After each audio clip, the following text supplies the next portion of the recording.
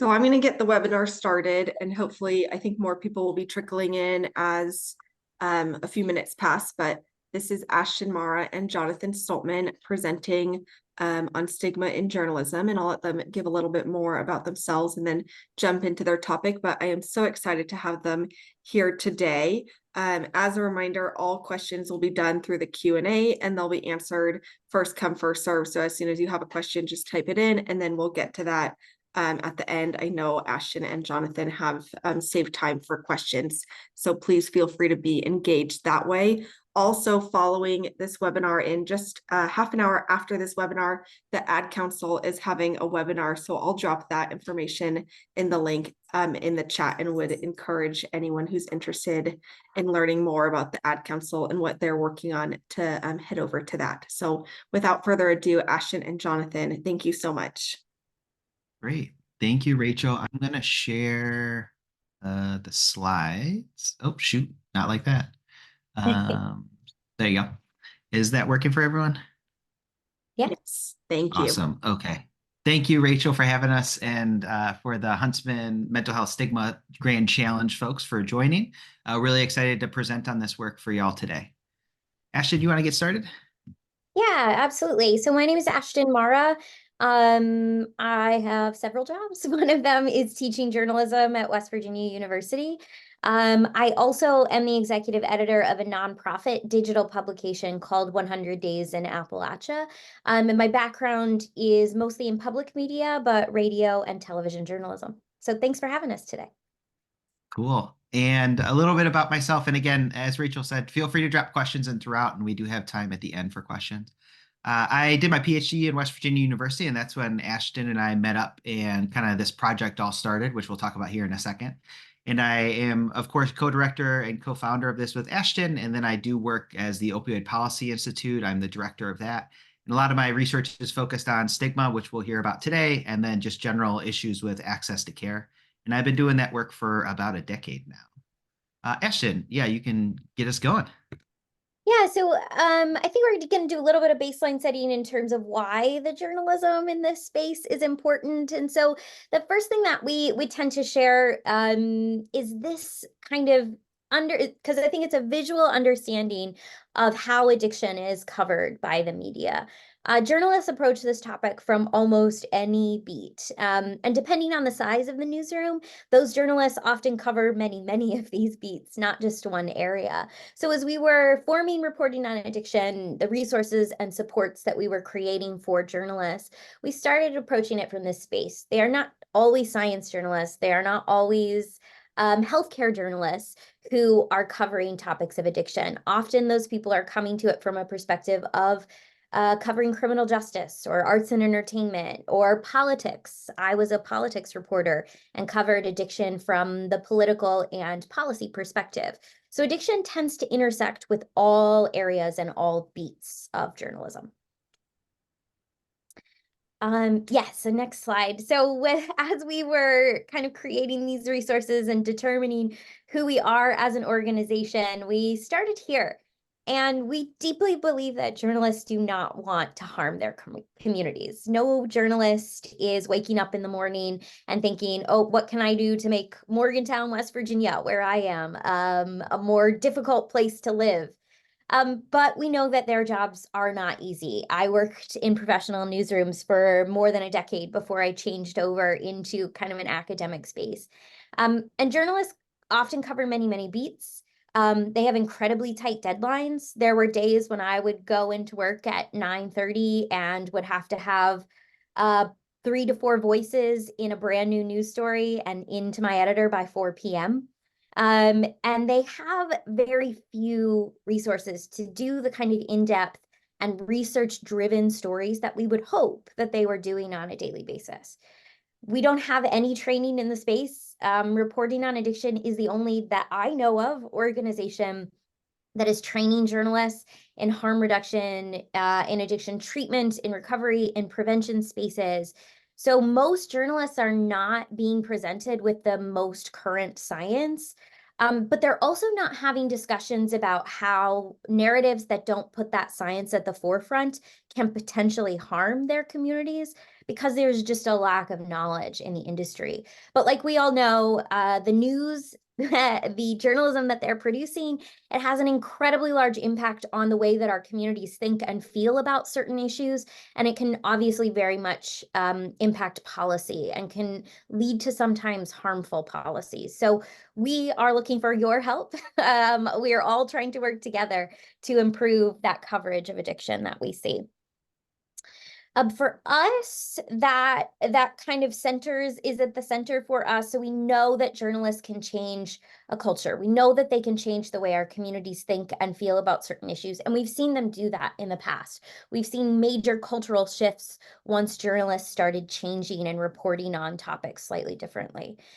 We all know that these stories have an impact, but we ask journalists, as we're talking about this topic, to be cognizant of that impact. Sometimes journalists can feel like the work that they're doing is happening in a silo and nobody's really paying attention.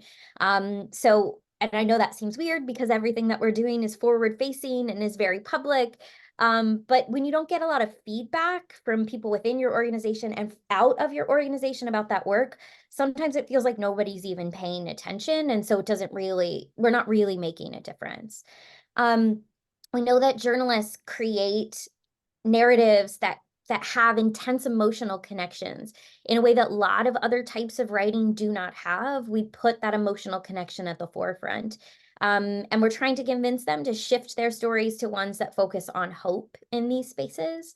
And we are trying to shift to journalists or encourage them to focus their reporting on viable solutions, investigating those solutions within their communities, or at least what the barriers to those solutions are in the places that they cover. So thank you, Ashton. That's a really good foundation setting. And I'm going to talk a little bit about stigma here and a little bit about just existing media coverage and addiction, especially if you're not as like tuned in to how addiction's a little bit different than other mental health coverage or other mental health stigma. So there's already a ton of problematic themes and language used in the existing media coverage. And this is where reporting on addiction is trying to, with our training and education and curriculum, address some of these specific issues.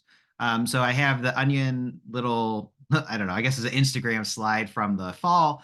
Last fall, if you remember, there was a rash of a ton of stories, like hundreds of stories about rainbow fentanyl being in Halloween candy. And that was never really realistic. It also was never one of those things that materialized, of course. And the coverage of it is actually kind of interesting. There's a huge spike of it in September and October. Then after Halloween, like nothing. But if you talk to people today, most people today believe that rainbow fentanyl is a thing that people are just handing out to kids. They're scared of their kids getting it in their candy. And it became this real thing, kind of whole cloth out of nowhere. And so it drives that public perception of these issues. And so what does that do? That makes us think about, how terrible those people are that are using drugs. It gets you kind of thinking towards, punishment and the criminal justice sort of approaches, as opposed to some of those public health issues that we know are effective in treating issues around addiction. So just some other quick examples. There's a whole list of things that are problematic. Some of those are language things that we work with, like the framing of addicts or junkies, addicted babies, describing people as clean. Those are all things that are associated with stigma towards people who use drugs or with active addiction. The both sidesism.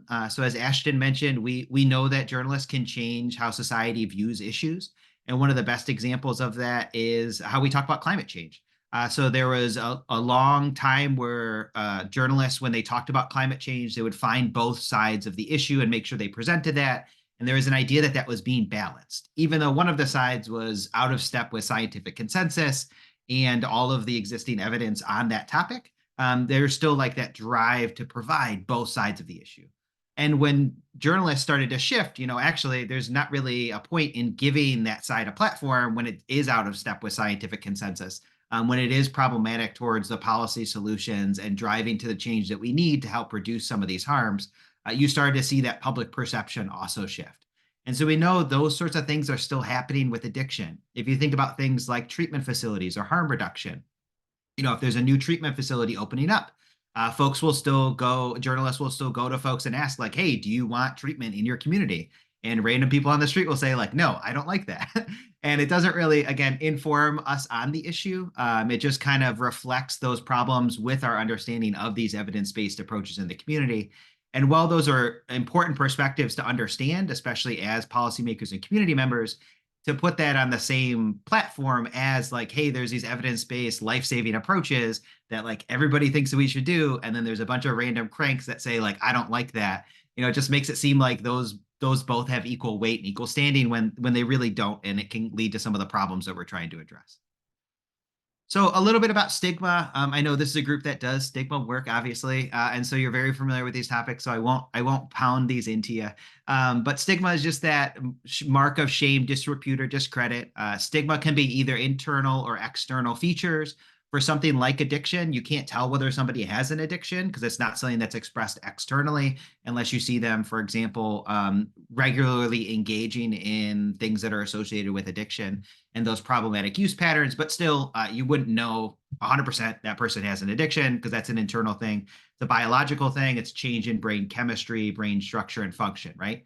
And so those marks of disrepute or discredit are things that we kind of assign to folks. So when we describe someone as an addict, that is associated with stigma, in that I then perceive that person to be less than other people.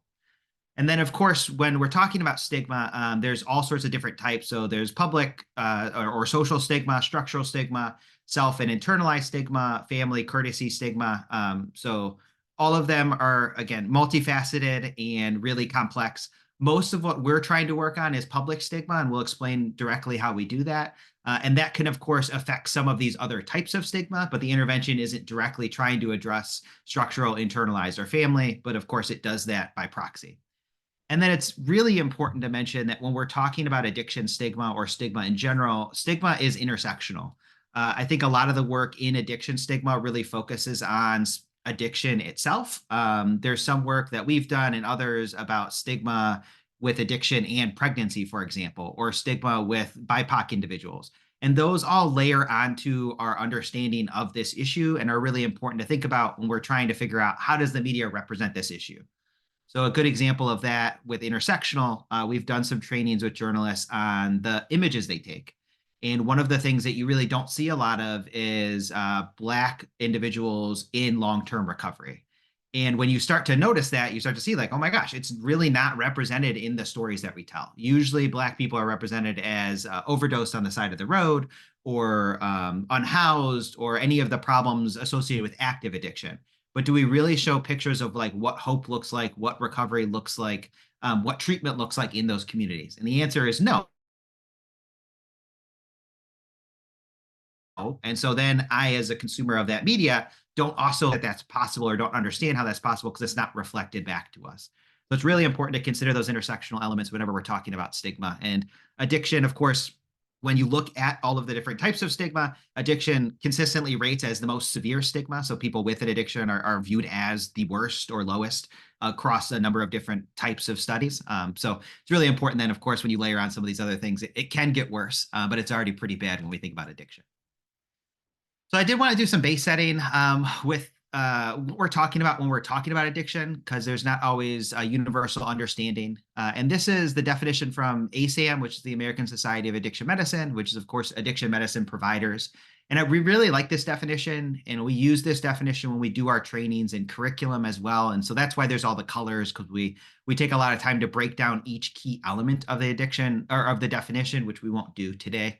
But addiction is, of course, treatable. It's a chronic medical disease that involves complex interactions among brain circuits to genetics, environment, and an individual's life experiences.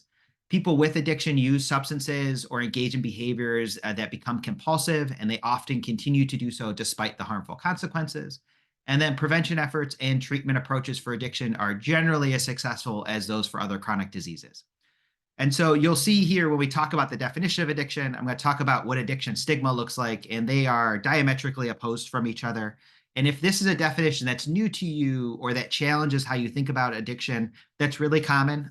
Most folks aren't familiar with this definition, but this is, of course, the most up-to-date definition. It's a science-based definition, and it's one that really helps shift people's perspective. Because if you think about it as a moral failing or a personal choice, that that's really different than framing it as a chronic medical disease where, hey, we have treatments, they work, we have prevention, they work, and we need to do more to get these things in our community and people understanding them. And of course, when we're talking about addiction, we're not just talking about addiction, especially when we're talking about journalists. As Ashton mentioned, we're also talking about prevention. So trying to prevent active addiction or drug use, trying to understand harm reduction, which are various approaches to try to reduce harms associated with active drug use. We talk about treatment and we talk about addiction. So when we think about journalists and their coverage, of course, they can't talk about all 5 of these domains in any one story, but we try to help them understand that, just talking about active addiction really isn't the whole picture. And so when your community doesn't understand, hey, there's this treatment available, or hey, there's barriers to recovery, whether it's housing or employment, they're not thinking about those things because the stories just are about overdose deaths. They're just about drunk driving. They're just about fentanyl seizures in the community or methamphetamine use. And so we're not really helping our community understand the whole range of this topic, which we know journalists are a really powerful force in doing that. So like I said, there's that definition of addiction, which is well understood and supported by evidence. And then there's addiction stigma. So what is the stigma? It's that pervasive belief that addiction is a personal choice, reflecting a lack of willpower and a moral failing. And so you can see how that's really different than that chronic disease framework, where there's treatment available. This is all focused on you as an individual are weak.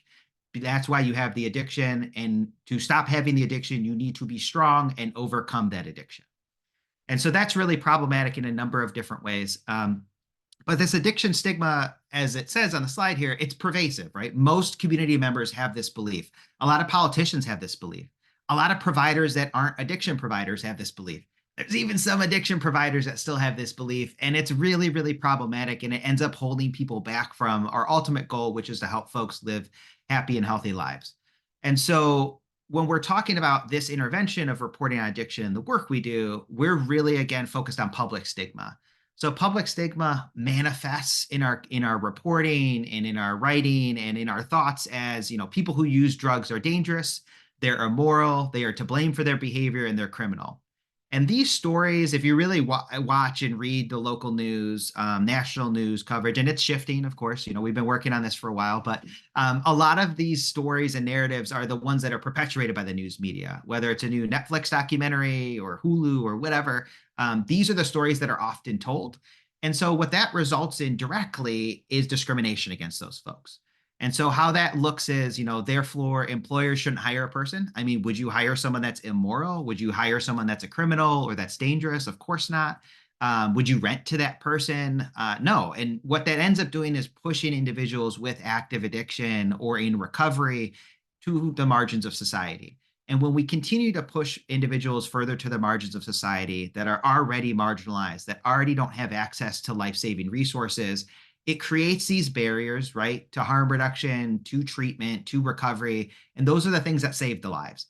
And so it sounds hyperbolic. And I do think it's a little different than some of the other stigmas that the groups are working on, not to say it's more important than it. But addiction stigma does kill people. It kills people every single day because it pushes them further away from the things that we know work. So we need to interrogate, of course, through our work with journalists, but your own beliefs on this topic to make sure, again, you're up to date with how we're thinking about it, how we're talking about it, and how we're framing it, and making sure that this is an issue that we continue to always kind of keep front of mind when we're thinking about stigma reduction and stigma interventions. And like I did touch on, our group is, of course, focused on journalists, but this is not just an issue with journalists. This is an issue that's pervasive. I talk to friends and family about this sort of stuff all the time. It's really a common belief that folks have.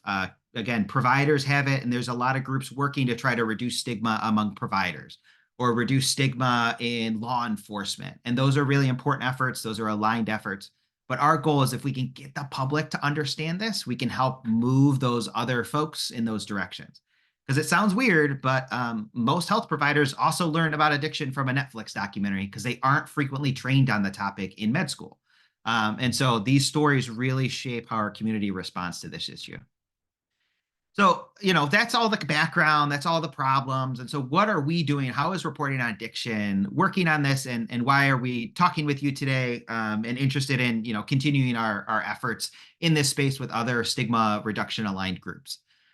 all of these things aren't things that like Ashton and I just like sat around and came up with. We're going to talk to you about some of the resources we've developed and, other opportunities that we can either partner or help other aligned groups try to do a similar sort of approach.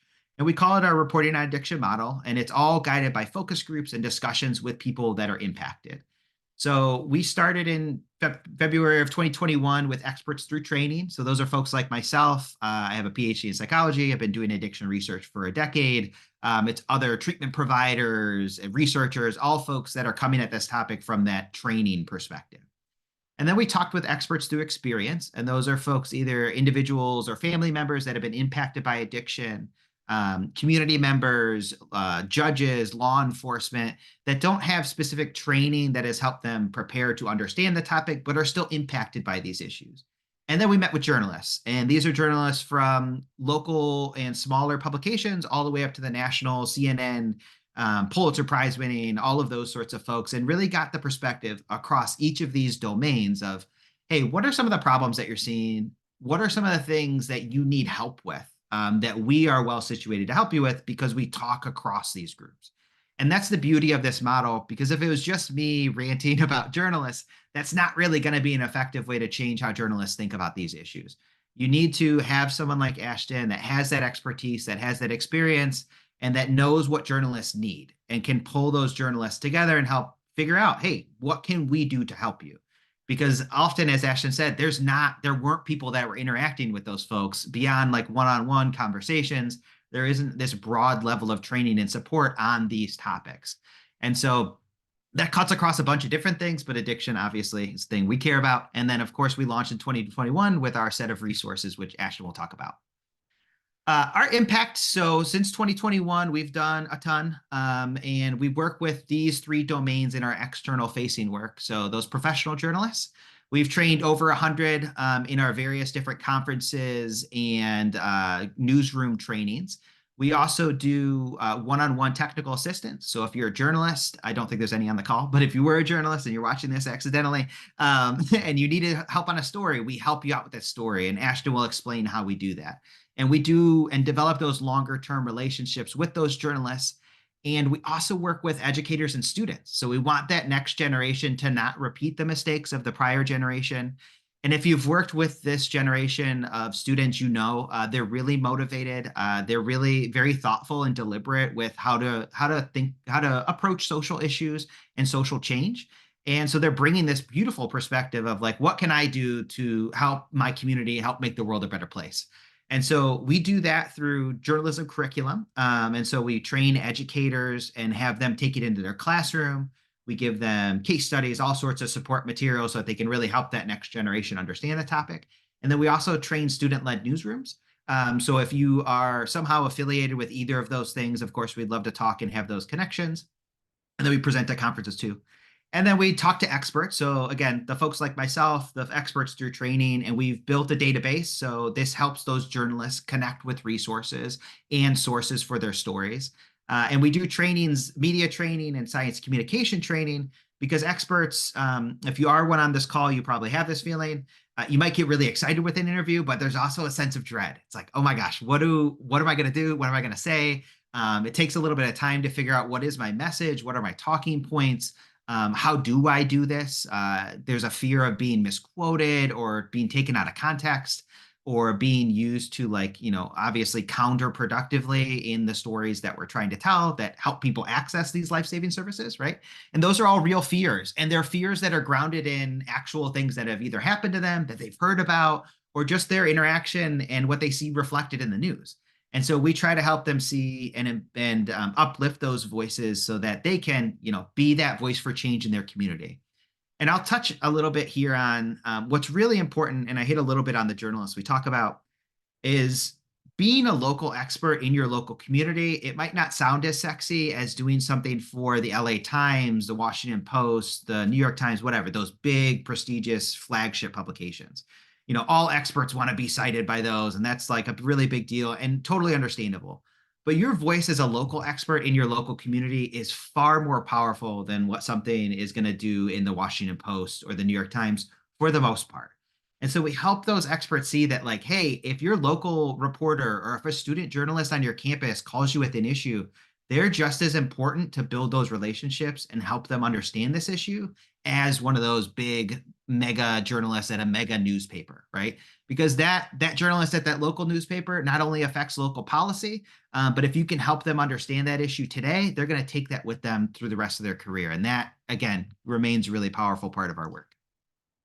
So how do we do any of this? I'll talk on this really quick, and then Ashton will actually get into the nuts and bolts about what we do. But we do it by a couple things. One is by shifting language. And so we know that there's language that's associated with stigma. There's about a decade of research to support different types of words that can be harmful when we talk about stigma. And so those are research studies that use vignettes. They describe somebody as a drug addict, or they describe somebody as a substance use disorder. And we know that if you describe someone as a drug addict, that's going to trigger people to think, again, that moral failing, that weak person, that terrible person, that untrustworthy person, that I don't want to be around that person. Just as simple as saying a person with an opioid addiction or with an alcohol use disorder, that really shifts that perception of the individual. And so again, that shifts both health professional perception and public perception, which is really, really powerful.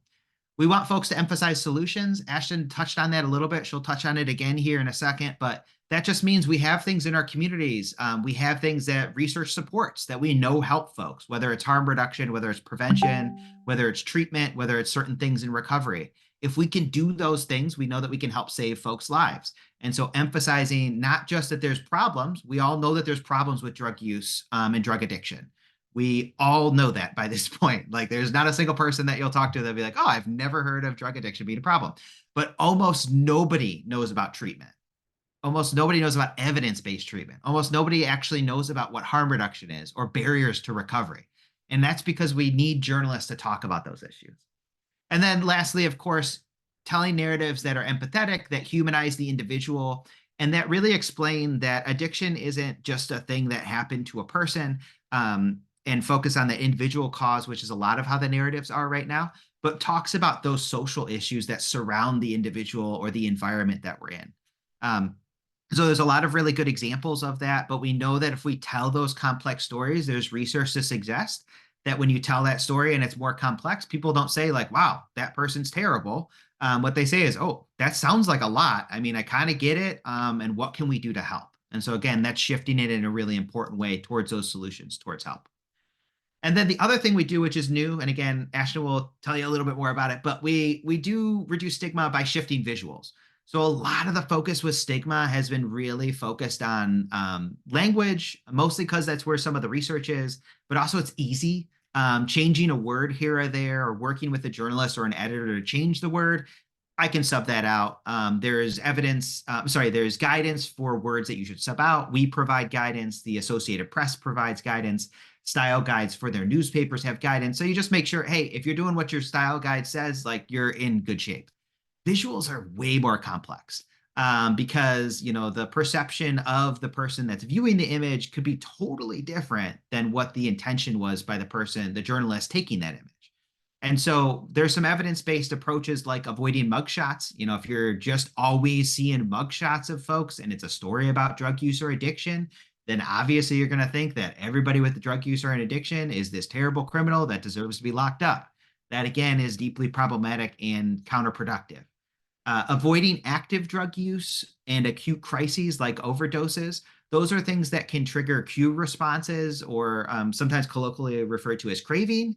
And so that both doesn't help your community if there's people with active addiction or in recovery or family members that see those things, that can be really, really traumatic for those folks that are impacted. But it also doesn't really do anything to help us understand the issues at hand and make sure that we're moving again towards solutions.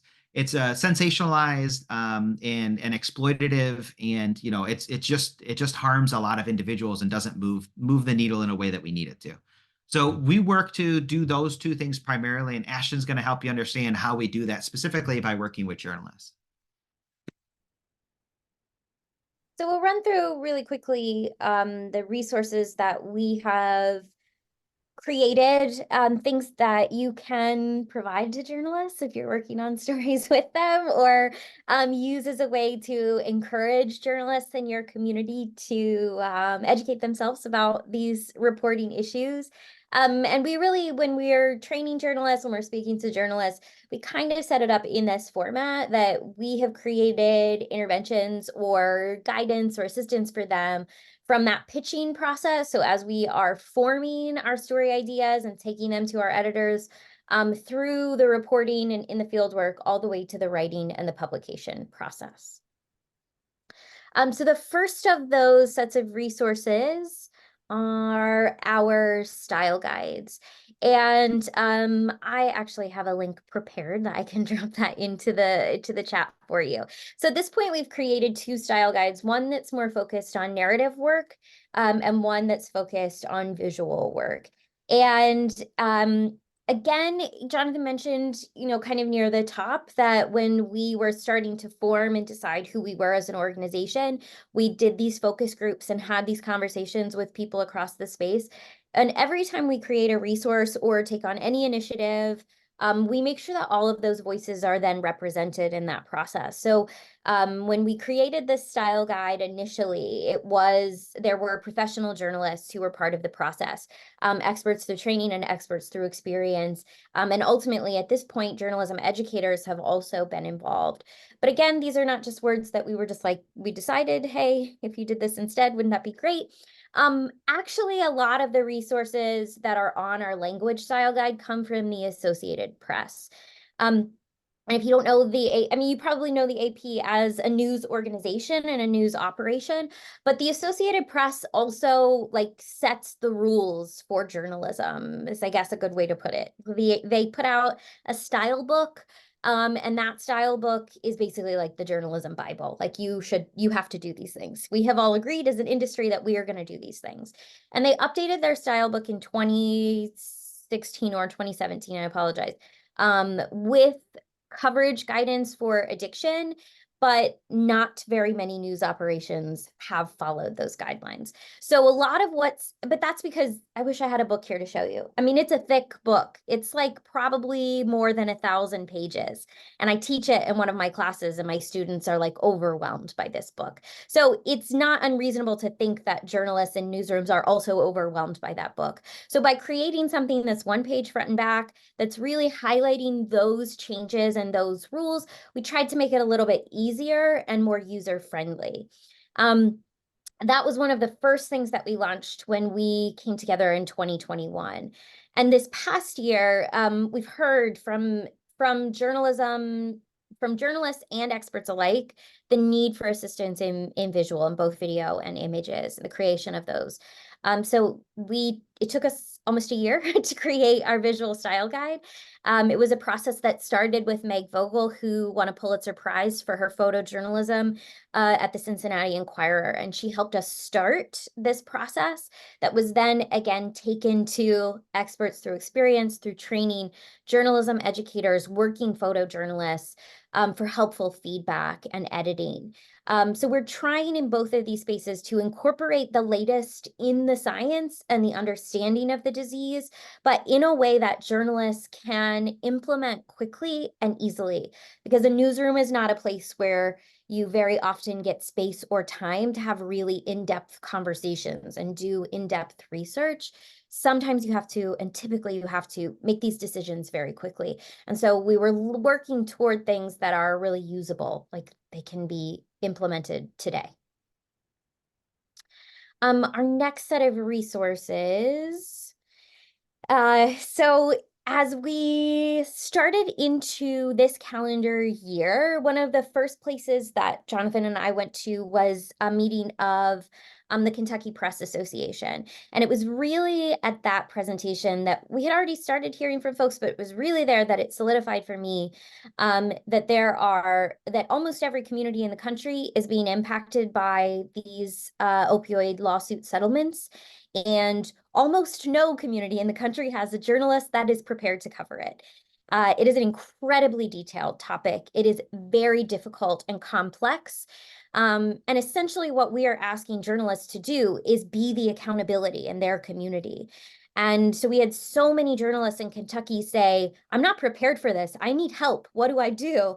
So we have started collecting and creating resources for journalists to help them cover this topic. We have a Slack community where we are sharing tips, good stories, story ideas. We hear from experts about things they want to highlight, and so we're sharing those with journalists.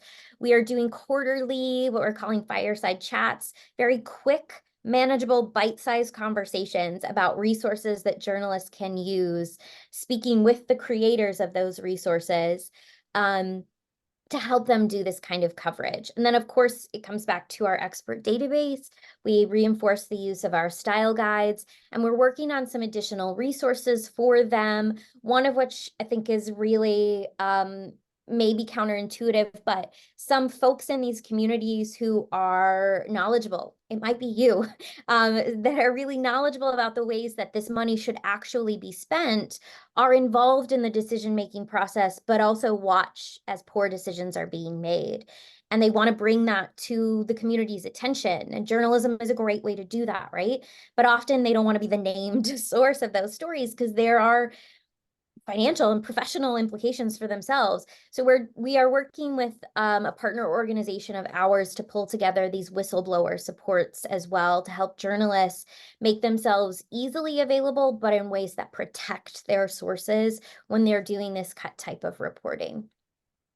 We're working through the process of earlier this fall, we kind of did a survey and we brought in input from all of these communities about really kind of quick hit topical toolkits that could help journalists when there's a spike in need for coverage of a specific thing in their community.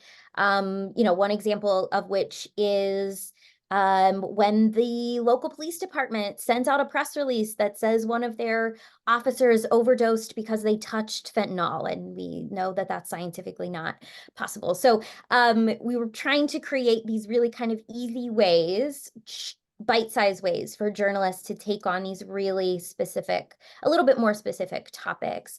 We're working on developing those with experts in the space, but making sure that journalists always have a voice in the creation of these because they are ultimately the people that we want to use the resources.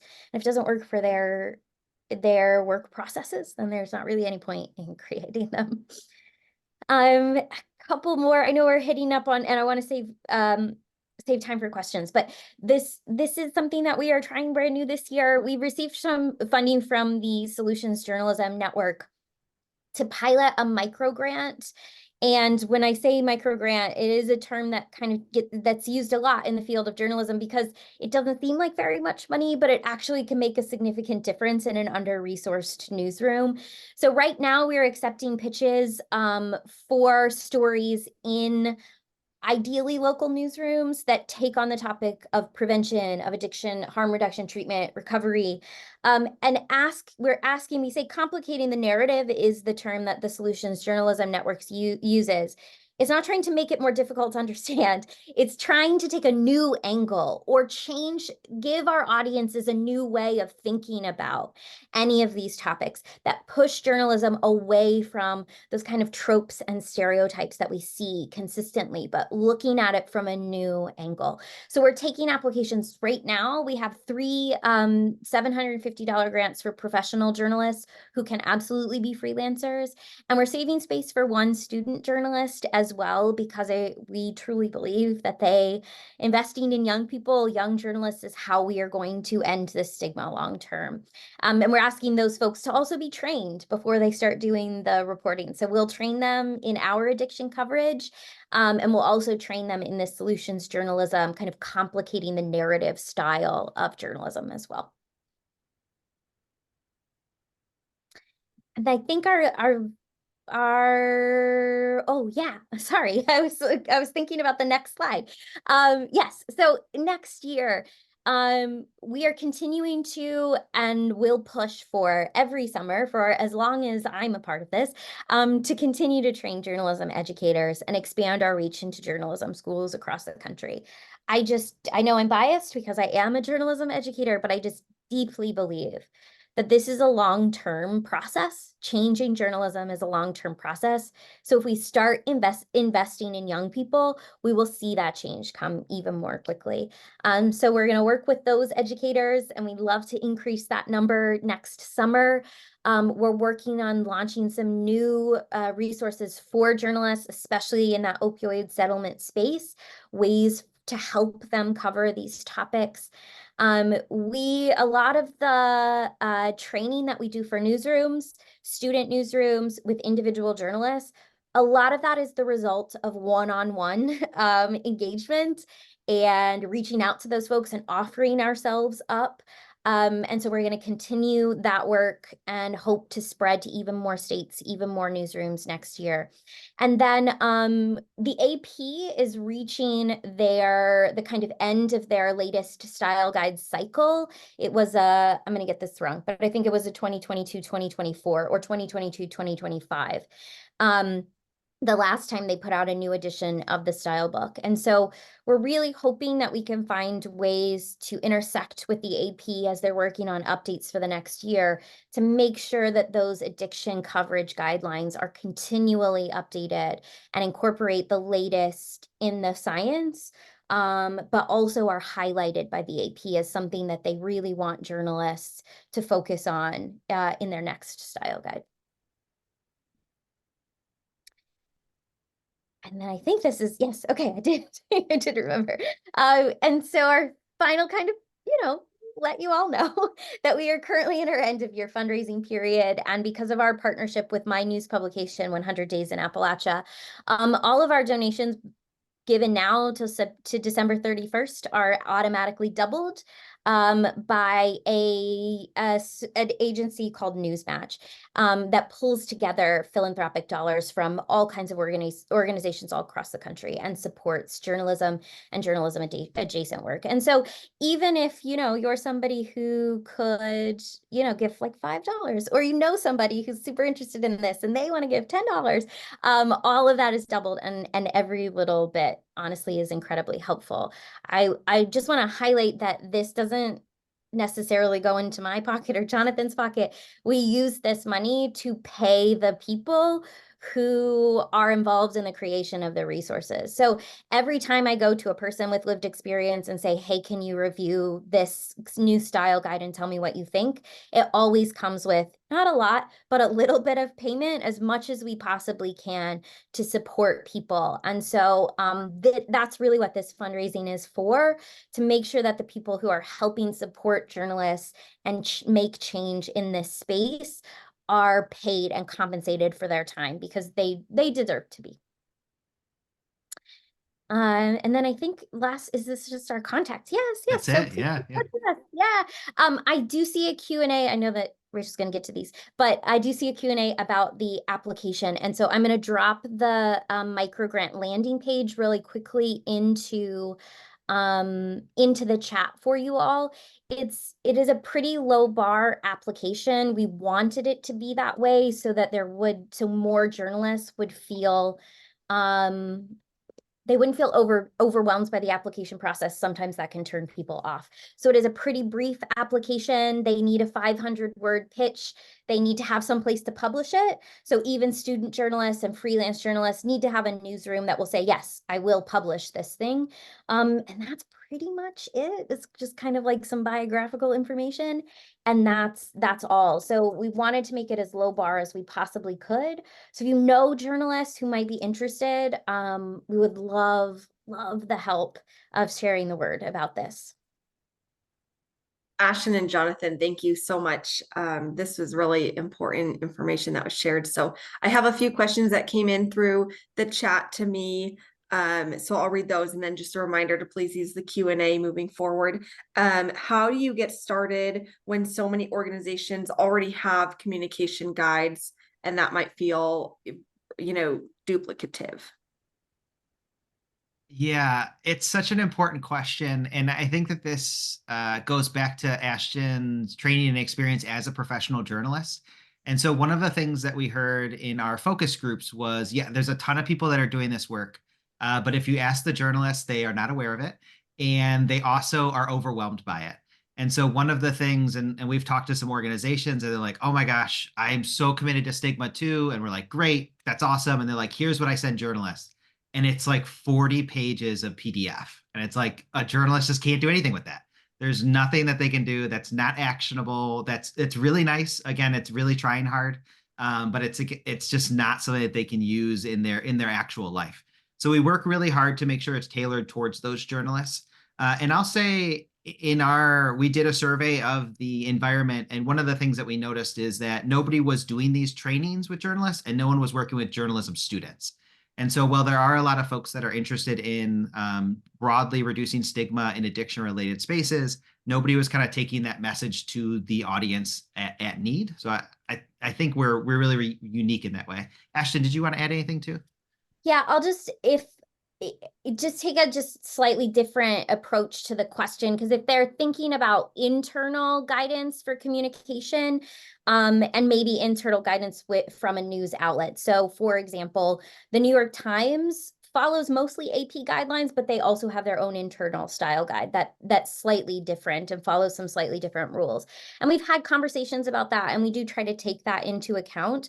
But again, we are really focused on changing local news, because I truly believe that that is going to have the most impact in your community. My mom has, I don't think, ever picked up a copy of the New York Times, but she turns on the 5 o'clock news every single night. And so if I want to reach people like that, I'm going to reach them through local news.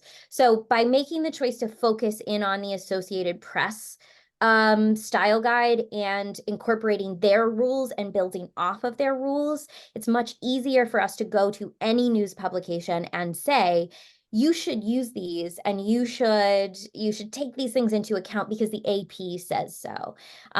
It's just the kind of thing in our industry that like you just can't argue with the AP. It just like doesn't happen. Everybody has bought in.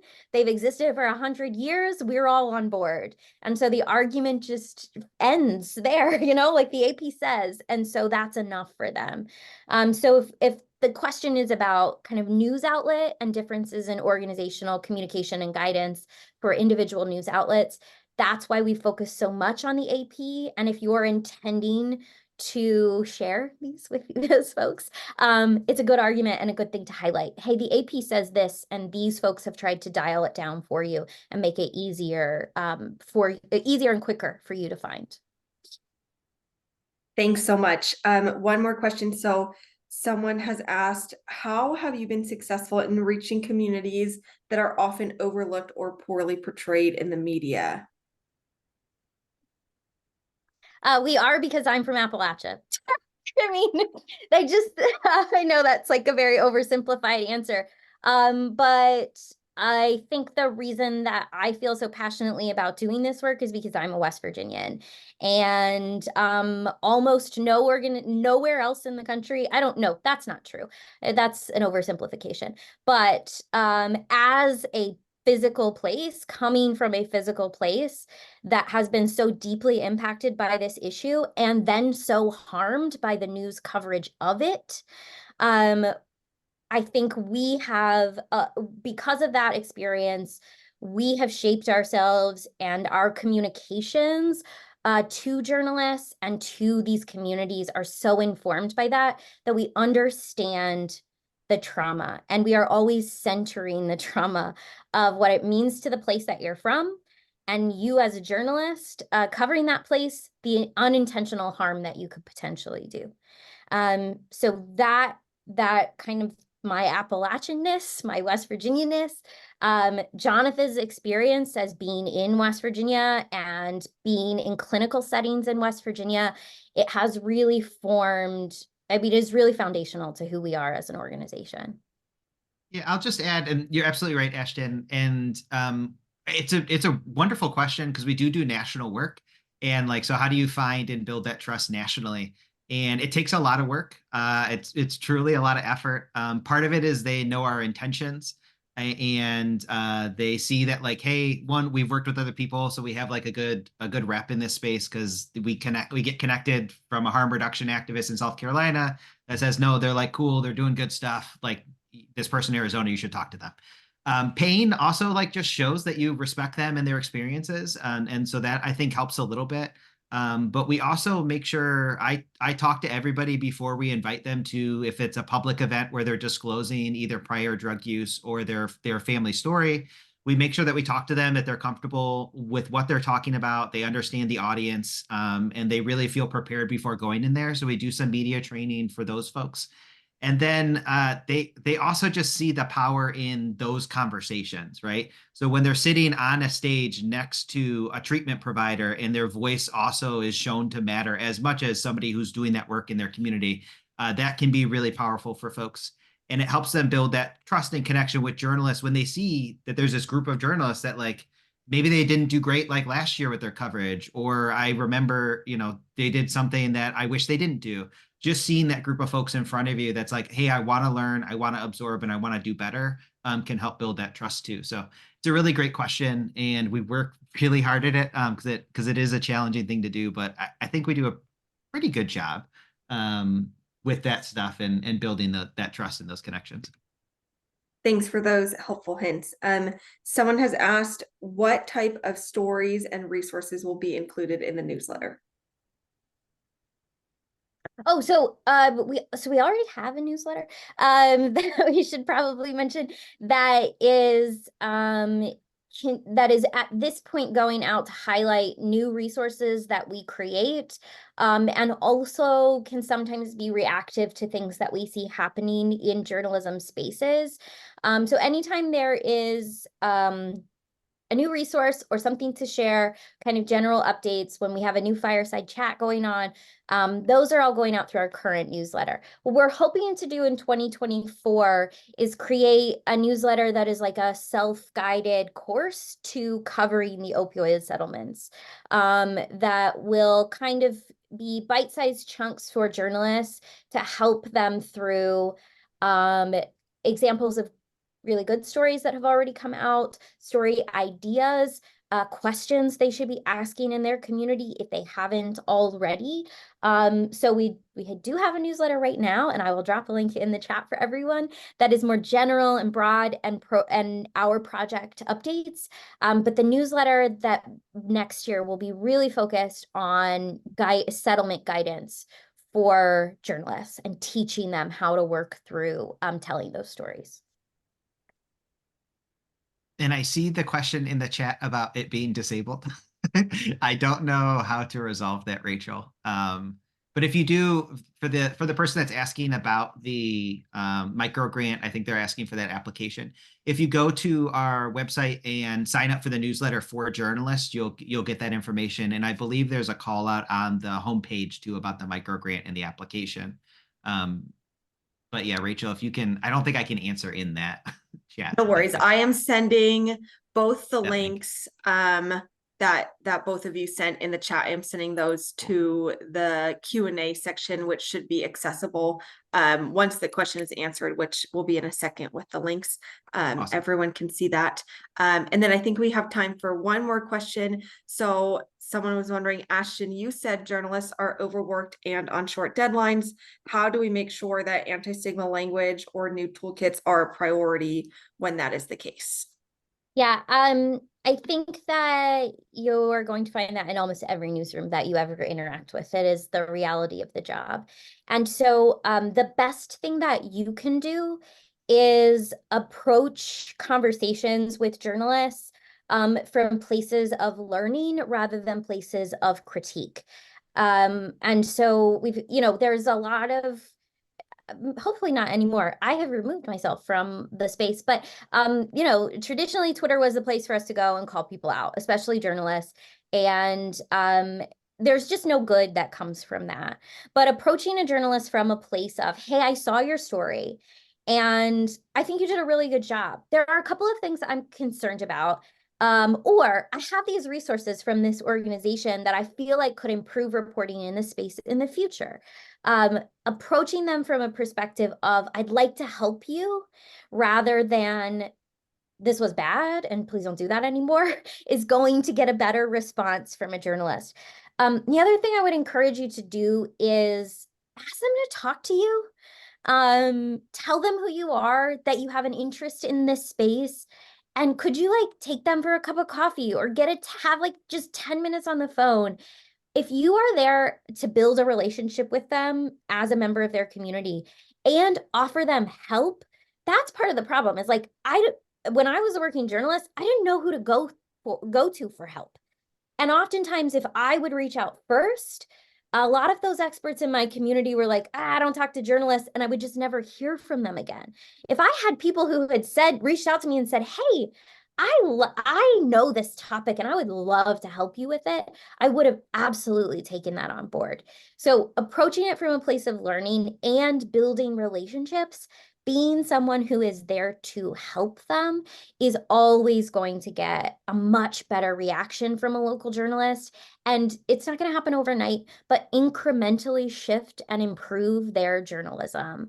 They need a friend. Like I just needed someone to help me who I knew would answer when I called, or someone to help me who had story ideas.